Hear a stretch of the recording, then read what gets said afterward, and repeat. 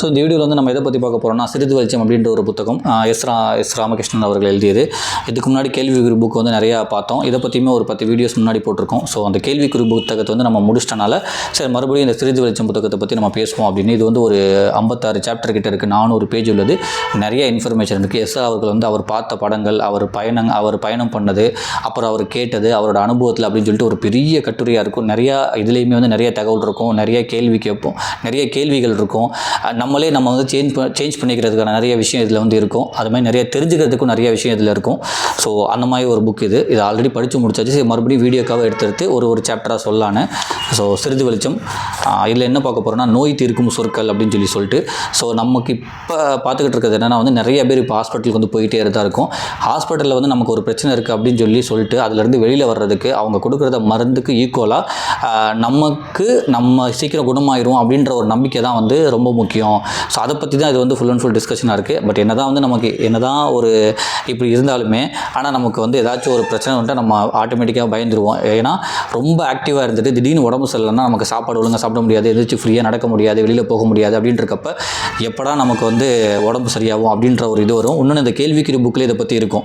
ஏன்னா வந்து எல்லாமே அவங்க டயத்துக்கு சாப்பிட்றாங்க, டயத்துக்கு போகிறாங்க, அவங்க ஜாலியாக டிவி பார்க்குறாங்க, நம்மளால் எதுவுமே பண்ண முடியாது சொல்லி எல்லா மேலேயுமே வெறுப்பு வரும்.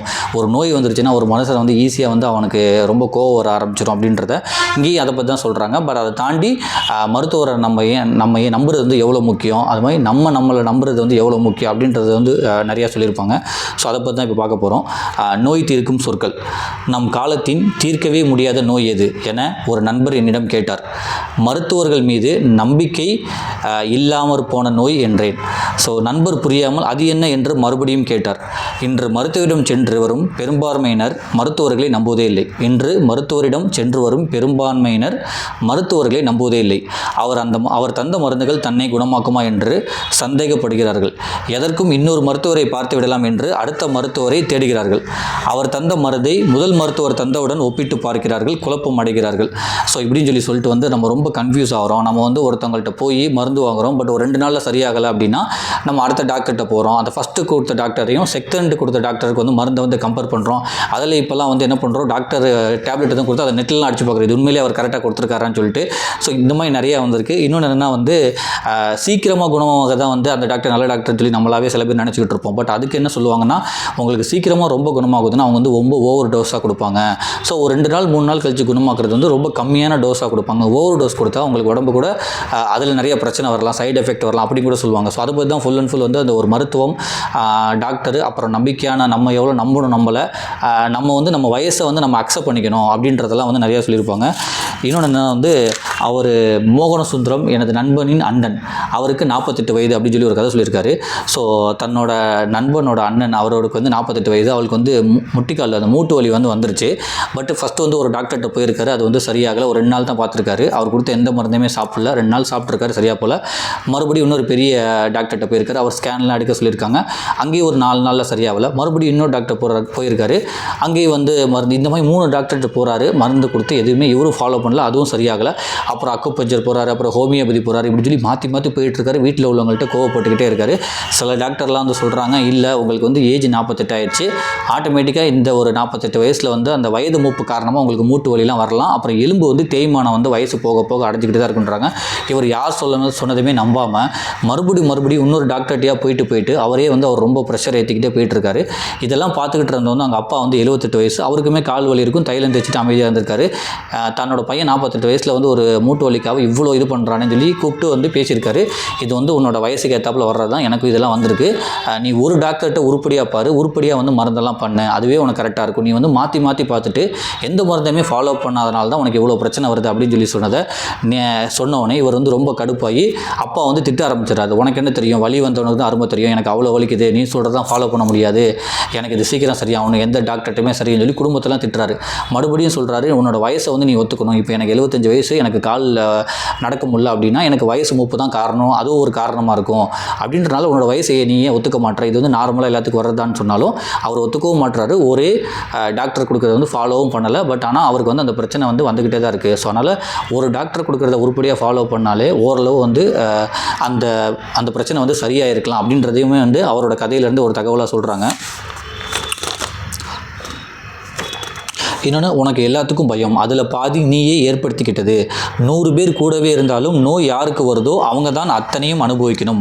நோயிலிருந்து விடுபட மருந்து மட்டும் போதாது, மனசு தான்ப்பா முக்கியம் என மோகன சுந்தரத்திடம் அவரின் அப்பா மனம் விட்டு பேசினார் அப்படின்னு சொல்லிட்டு நீ வந்து மனசில் வந்து அது சரியாகும் நினைக்கவே மாட்டா. 2 நாள் கழித்து போய் அதை நீ புலம்ப ஆரம்பிச்சுக்கிட்டே இருக்க.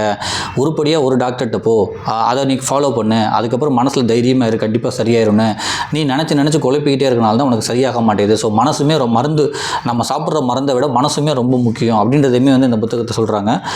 நம்பிக்கை தானே மருத்துவத்தின் முதல் படி, அதை கைவிட்டால் எப்படி நோய் குணமாகும்? கடந்த காலத்தில் டாக்டர்கள் மீது நம்பிக்கை இருந்தது. மருத்துவர் முன்பாக போய் உட்கார்ந்த மறுநிமிடமே தனக்கு குணமாக போகிறது என்ற நம்பிக்கையை நோயாளி உருவாக்கி கொள்ள துவங்கினான். மருத்துவர் மிக அன்பாக பேசி அவனை ஆறுதல் படுத்துவதோடு மிக குறைவான மருந்துகளால் அவனது நோயை குணமாக்க முயற்சிப்பார் அப்படின்னு சொல்லிட்டு இதுக்கு முன்னாடி மருத்துவருக்கும் நோயாளிக்கும் வந்து உறவு ரொம்ப நல்லா இருந்துச்சு. இப்போ வந்து மருத்துவர்கள் வந்து நிறைய பேசவே மாட்டாங்க. ஸோ மருத்துவர்களை வந்து நிறைய மனம் விட்டு பேசினாதான், ஒரு ஆதரவாக பேசினாதான் நோயாளிகளுக்கு வந்து சீக்கிரமாக அதுவுமே வந்து ஒரு சப்போர்ட்டாக இருக்கும். இப்போ உள்ள மருத்துவர்கள் வந்து ரொம்ப நிறைய பேச மாட்டாங்க. அது மாதிரி வந்து புரியாத மாதிரி கையெழுத்து போடுறதே வந்து அவங்க ஒரு ட்ரெண்ட் செட்டராக வச்சுக்கிறாங்க. அதை கொஞ்சம் நல்லா எழுதலாம், கொஞ்சம் சில விஷயத்தை நிறைய பேசலாம், அதுவுமே வந்து நோயாளிகளுக்கு வந்து சப்போர்ட்டாக இருக்குன்றத நோயாளிகளோட இருந்து பார்த்து அவங்களுக்கு ஒரு அட்வைஸ் பண்ணுற மாதிரி இதில் வந்து கொஞ்சம் நிறைய தகவல் இருக்குது. இன்னொன்று வந்து இதுக்கு முன்னாடி உள்ளதெல்லாம் எப்படி இருக்குன்னா, ஒரு சிற்றூர்களில் வந்து ஒரு 20-30 வருஷத்துக்கு முன்னாடி வந்து யாராச்சும் வந்து வைத்தியம் பார்க்க வந்தாங்கன்னா காசு இல்லைன்னா டாக்டரே வந்து காசு கொடுத்துட்டு நீங்கள் ஊருக்கு போயிட்டு வாங்கன்னு சொல்லி அமுச்சு வச்ச கதையெல்லாம் வந்து இருந்திருக்கு. நானும் நிறையா பார்த்துருக்கேன். இப்போ அதெல்லாம் வந்து ரொம்ப ரொம்ப குறைஞ்சிருச்சு. அதுவுமே அவங்க அதிகமாகவும் பேசவும் மாட்டுறாங்க, கரெக்டாக எழுதி தரவே மாட்டுறாங்க. ஸோ அவங்களுமே வந்து நிறைய மாற்றிக்கிறதுக்கு நிறையாவே இருக்குது அப்படின்றதையுமே இங்கே பதிவு பண்ணுறாங்க. அப்புறம் என்னென்னா வந்து இப்போ உள்ள மருத்துவமனைலாம் வந்து கிட்டத்தட்ட வந்து ஒரு 100 பேர் 200 பேர் குமிஞ்சு இருக்காங்க. இப்போ வந்து நோய் வந்து ரொம்ப அதிகமாகிருச்சு. ஆனால் அதே நேரத்தில் வந்து நமக்கு டாக்டருக்கு மேலே நம்பிக்கையும் வந்து நமக்கு குறைஞ்சிக்கிட்டே வருது. ஸோ அவங்களும் நம்பிக்கை தர மாதிரி வந்து மருந்துகள் கொடுக்கணும், நல்லா ஆறுதலாக பேசணும். நம்மளுக்குமே வந்து அந்த நம்பிக்கை வந்து நமக்கு வரணும். நமக்கு வந்து உடம்பு சரியாது அப்படின்னு சொல்லி நம்ம நம்பிட்டோம்னா அதுவே நம்மளை வந்து அப்படியே பின்னாடி உட்கார வச்சிடும். ஸோ நம்ம வந்து முக்கியமான நம்பணும். இந்த ஒரு பகுதியில் வந்து ரொம்ப முக்கியமாக என்ன சொல்லியிருக்காங்கன்னா, நம்மளை நம்பணும், மனசு தான் ரொம்ப முக்கியமான காரணம். மருந்து எவ்வளோ எடுக்கிறத தாண்டி இது ரொம்ப முக்கியன்றதையுமே வந்து இந்த பதிவில் வந்து அடிக்கடி சொல்கிறாங்க. அப்புறம் வந்து நோய் உடலை விட மனதையே அதிகம் பாதிக்கக்கூடியது. ஆகவே மனதை நிலைப்படுத்தி கொள்ள தைரியமும் ஆழ்ந்த நம்பிக்கையுமே தேவை. சாவை எதிர்கொள்ளும் நிலையில் கூட நோயாளிகள் நடந்து கொண்ட தைரியமான செயல்பாடுகள் வரலாற்றின் பக்கங்களில் மனித நம்பிக்கையின் சான்றுகளாக உள்ளன. அப்படி ஒரு நோயாளியை பற்றிய படம் the diving bell and the butterfly. The diving bell and the butterfly அப்படின்ற ஒரு படத்தையுமே வந்து சொல்கிறாங்க. அது வந்து 2007 வந்து ஃப்ரெஞ்சில் வெளியான இந்த திரைப்படம் கேன்ஸ் திரைப்பட விழாவில் பரிசு பெற்றது அப்படின்னு சொல்லி போட்டிருக்காங்க. இல்லை என்னென்னா வந்து 42 வயசில் உள்ளவங்க வந்து ஒரு நாள் பக்கவாத நோயால் 42 வயதில் பெவ்பே என்ற பெண் ஒரு நாள் பக்கவாத நோயால் தாக்கப்பட்டு உடல் உறுப்புகள் செயலிழந்து போகிறார். 3 வார கோமாவுக்கு பிறகு கண் விழிக்கிறார். இடது கண்ணை தவிர மற்ற யாவும் இறுக்கி கொண்டன அப்படின்னு சொல்லிட்டு ஒரு 2007 ஃப்ரெஞ்சில் ரிலீஸ் ஆன ஒரு படம் வந்து கேன்ஸ் திரைப்பட விழாவில் வந்து நிறைய அவார்ட்ஸ்லாம் வாங்கியிருக்கு. அது என்னென்னா ஒரு உண்மை கதை. ஒரு 42 வயசு ஒரு பொண்ணு வந்து பக்கவாத நோயால் இது பாதிக்கப்பட்டுறாங்க. ஒரு 3 வாரம் கோமாவுக்கு போயிடுறாங்க. அதுக்கப்புறம் கண் விழிச்சு பார்த்தோன்னே வந்து ஒரே ஒரு இடது கண்ணு மட்டும் தான் வந்து செயல்படுது, மீது எதுவுமே வந்து செயல்படலை. அப்போ என்ன நினைக்கிறாங்கன்னா, நம்ம இடது கண்ணால் வந்து சில விஷயத்தை வந்து புரிய வைக்கிறாங்க, நிறைய விஷயத்தை மறந்துடுறாங்க. அப்போ அவங்கள்ட்ட வந்து ஒரு சின்னதாக ஒரு ஸ்லைடு மாதிரி காட்டுவாங்க, அதில் உள்ள எழுத்தை காட்டுவாங்க. அப்போ அவங்க இடது கண்ணை மட்டும் ஒரு பிளிங்க் பண்ணாங்கன்னா அந்த வார்த்தை ஓகே அப்படின்னு சொல்லி எழுத்து கூட்டி சில விஷயத்தை அவங்க ஞாபகம் கொண்டு வராங்க, சில விஷயத்தை கேட்க ஆரம்பிக்கிறாங்க. இப்படியே பண்ணிகிட்டு இருந்தாங்க. நம்மையே வந்து ஒரு புக் எழுதக்கூடாது அப்படின்னு சொல்லிட்டு ஒரு கட்டத்துக்கு போகிறாங்க. எல்லாமே சொல்கிறாங்க, உனக்கே வந்து எல்லாமே செயல் எழுதிட்ட, நீயே வந்து இந்த ஒரு கண்ணை மட்டும் வச்சு எழுத்தை வந்து அந்த ரெகக்னைஸ் பண்ணி எப்படி நீ எழுதுவனோன்னு, இல்லை என்னால் முடியும் அப்படின்னு சொல்லிட்டு அதுக்குமே சைகையால் சொல்கிறாங்க. அதேமாதிரி வந்து அந்த ஹாஸ்பிட்டலுக்கு வந்து ஒரு பொண்ணு வராங்க. ஒரு வார்த்தையாக கேட்டுறாங்க. இவங்க வந்து கண்ணை வந்து அசைச்சு அந்த பொண்ணு எழுதிக்கிட்டே இருக்காங்க. இதே மாதிரியே நிறைய விஷயத்தை வந்து அப்படியே அசை போட்டு நிறைய விஷயத்தை கொண்டு வந்து அந்த ஒரு புக்காகவும் எழுதி முடிக்கிறாங்க. அது என்னென்னா, நம்மளால் வந்து இது முடியும் அப்படின்னு சொல்லி அவங்க மனசு இருந்தால்தான் தான் பண்ணாங்க. நமக்கு இந்த ஒரு கண்ணு மட்டும் தான் சிமிட்ட முடியுது, இதுக்கு மேலே நம்ம என்ன பண்ண போகிறோம் அப்படின்னு நினச்சிருந்தா அவங்களால அந்த புக்கை முடிச்சிருக்கவே முடியாது. ஸோ அந்த மாதிரி ஒரிஜினலாக அவங்களோட கதையை எடுத்து பண்ணனால்தான் இந்த படம் வந்து அவார்டு வாங்குச்சு. அந்த படத்தோட பேர் வந்து the diving bell and the butterfly அப்படின்ற ஒரு படம். ஆனால் என்னென்னா இதில் பௌபே விடாப்பிடியாக தன்னால் ஒரு புத்தகம் எழுத முடியும் என்று நினைக்கிறார். இதற்காக பதிப்பகத்தைச் சேர்ந்த ஒரு இளம்பெண் அவருக்கு உதவி செய்ய மருத்துவமனைக்கு வந்து சேர்கிறாள். அவர் தனது கதையை கண் சிமிட்டல் வழியாக ஒவ்வொரு எழுத்தாக வளர்க்க ஆரம்பிக்கிறார். கதையை எழுத எழுத அவரது கடந்த கால நினைவுகள் துளிர் விடுகின்றன. போராடி முடிவில் அவர் தனது புத்தகத்தை எழுதி முடிக்கிறார். ஆனால் புத்தகம் வெளியான சில நாட்களில் இறந்து விடுகிறார்.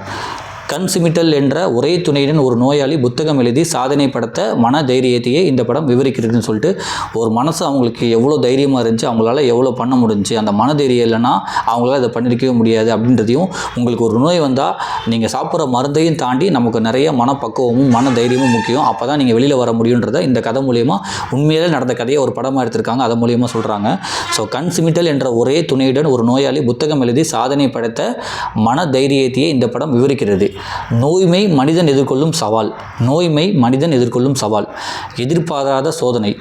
அதை வெல்வதன் வழியே தான் அவனது நிஜமான வழியை அவனே உணரக்கூடும் அப்படின்னு சொல்லிட்டு, ஒரு மனுஷனுக்கு நோய் வந்து எவ்வளோ பெரிய பிரச்சனை உண்டாக்குது.